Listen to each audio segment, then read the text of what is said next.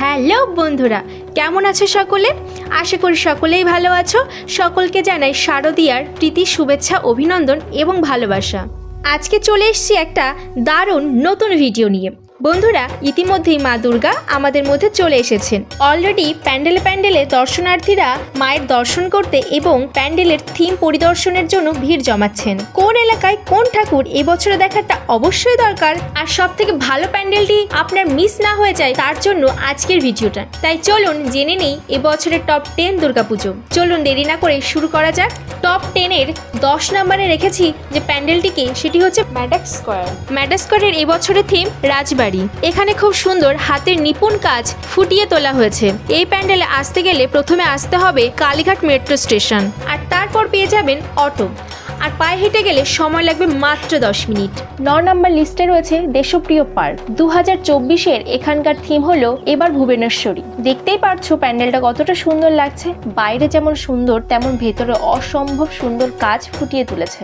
8 নম্বরে পুজোটি হচ্ছে গড়িয়াহাট হিন্দুস্তান ক্লাব, আর এবছরে গড়িয়াহাট হিন্দুস্তান ক্লাবের থিম বন্ধনহীন গ্রন্থি। প্রতি বছর আমাদের ভালো ভালো কিছু থিমের প্যান্ডেল উপহার দেয় গড়িয়াহাট হিন্দুস্তান ক্লাব, আর এই হিন্দুস্তান ক্লাব এবছরে কিন্তু তার কোনো ব্যতিক্রম করেনি। বাইরে দেখা যাচ্ছে প্যাটেল রিক্সা, যেগুলো আজ প্রায় বিলুপ্ত, সেগুলো দিয়ে সাজানো হয়েছে। এরপরে চলে আসছি 7 নম্বর প্যান্ডেলে। 7 নম্বর হচ্ছে কলেজ স্কোয়ার। এবছরের থিম সুইজারল্যান্ডের পার্লামেন্ট। কলেজ স্কোয়ার মানেই আমরা জানি একটি লেকের পাশে কি প্যান্ডেলটি তৈরি হয়। অসম্ভব সুন্দর লাগে জলের উপর আলোর প্রতিফলনগুলি। আর কলেজ স্কোয়ারের সব থেকে চমকপ্রদ হলো এখানকার ঝাড়বাতি এবং আলোকসজ্জা। প্রতিমার মুখটিও এবার অসম্ভব সুন্দর হয়েছে। এবার চলে আসছি 6 নম্বরে। 6 নম্বরে রয়েছে হিন্দুস্তান পার্ক সার্বজনীন। হিন্দুস্তান পার্ক সার্বজনীনের এবছরের থিম কল্প ঋতুর গল্পকথা। এখানে দুর্গা প্রতিমাটি অসাধারণ সুন্দর। হিন্দুস্তান পার্ক মানেই আমরা জানি দুর্গা প্রতিমার একটা অন্যতম মাত্রা থাকে এখানে। এরপরে চলে আসবে চেতলা অগ্রণী ক্লাব। চেতলা অগ্রণী ক্লাবের সবসময় চিন্তা থাকে সাময়িক যে সমস্ত ঘটনা ঘটছে সেগুলোকে তুলে ধরা। এবছরে কিন্তু তার কোনো ব্যতিক্রম হয়নি। এবছরে তাদের থিম গঙ্গা দূষণ। গঙ্গা দূষণ নিয়ে অসম্ভব সুন্দর সমস্ত কারুকার্য তারা ফুটিয়ে তুলেছেন। 4 নম্বর লিস্টে রয়েছে শ্রীভূমি স্পোর্টিং ক্লাব। কলকাতার দুর্গাপুজো মানে শ্রীভূমি স্পোর্টিং ক্লাবের নামটাই সবার সামনে উঠে আসে। আমরা দেখেছি বিগত বছরগুলিতে কত ভালো ভালো প্যান্ডেল আমাদের উপহার দিয়েছে শ্রীভূমি স্পোর্টিং ক্লাব, যেমন বুর্জ খলিফা, ডিজনিল্যান্ড, এরকম আরও অনেক সুন্দর সুন্দর প্যান্ডেল তারা আমাদের উপহার দিয়েছে।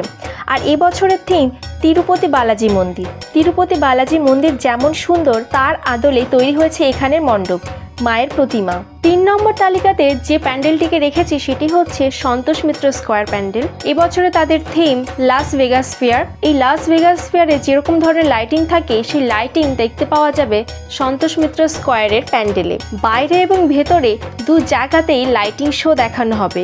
এখানে 11টি লাইটিং শো দেখানো হবে। এর আগে কোনো দুর্গাপুজো প্যান্ডেলে 11টি লাইটিং শো দেখানো হয়নি। 3 থেকে 4 অক্টোবরের মধ্যে সন্তোষ মিত্র স্কোয়ারের প্যান্ডেলের উদ্বোধন হয়ে যাবে।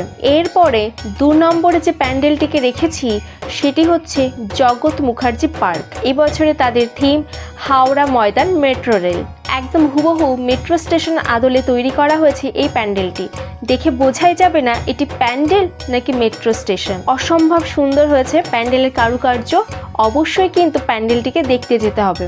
আমাদের লিস্টে সবার প্রথমে রয়েছে কল্যাণী ITI মোড়ের লুমিনাস ক্লাব, আর এবছরের থিম তাদের ব্যাংককের অরুণ মন্দির। এই প্যান্ডেলটা প্রপার কলকাতায় নয়, কিন্তু কলকাতার সব প্যান্ডেলকে প্রতি বছরই টেক্কা দিচ্ছে এই পুজো প্যান্ডেলটি। এই প্যান্ডেলের উচ্চতা 175 ফুট আর চওড়া 150 ফুট।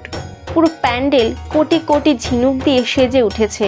বাইরে এবং ভেতরের অংশ পুরোটাই ঝিনুক দিয়ে কাজ করা হয়েছে। খুব সহজেই এই পুজো প্যান্ডেলে যাওয়া যায়। শিয়ালদা থেকে Shantipur local, Gede local, Krishnanagar local বা রানাঘাট লোকাল ধরে চলে আসবেন কল্যাণী স্টেশনে, এবং সেখান থেকে মাত্র 10 মিনিটে টোটো বা অটো করে পৌঁছে যাবেন এই পূজা মণ্ডপে।